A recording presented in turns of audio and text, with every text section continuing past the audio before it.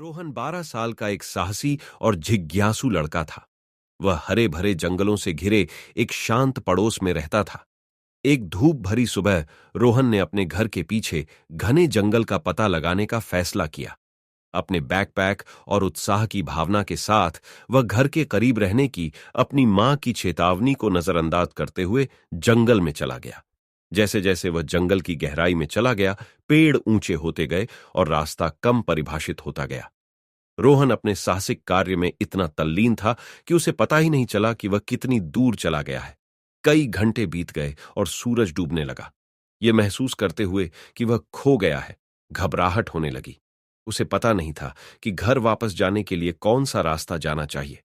जैसे ही रात होने लगी, रोहन की नजर जंगल के अंदर छिपे एक छोटे, भयानक दिखने वाले केबिन पर पड़ी। यह पुराना था और आईवी लता से ढका हुआ था। इसकी खिड़कियां टूटी हुई थीं और चिमनी टेढ़ी थी। वह सावधानी से केबिन के पास पहुंचा और उसे अंदर से हल्की फुसफुसाहट सुनाई दी। जिज्ञासा और डर के बीच फंसे रोहन ने जांच करने का फैसला किया। उसने धीरे से चरमराते दरवाजे को धक्का देकर खोला और अंदर झांका। कमरे में मोमबत्ती की हल्की रोशनी थी और उसने देखा कि लोगों का एक समूह एक मेज के चारों ओर बैठा है, बातचीत में व्यस्त है।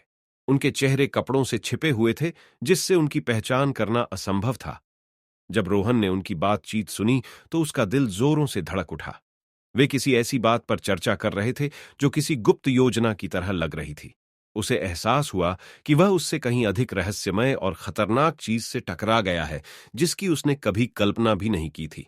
जैसे ही वह चुपचाप खिसकने ही वाला था, उसके पैर के नीचे एक फ्लोर बोर्ड चरमराया। कमरे में सन्नाटा छा गया और सभी की निगाहें दरवाजे की ओर मुड़ गईं।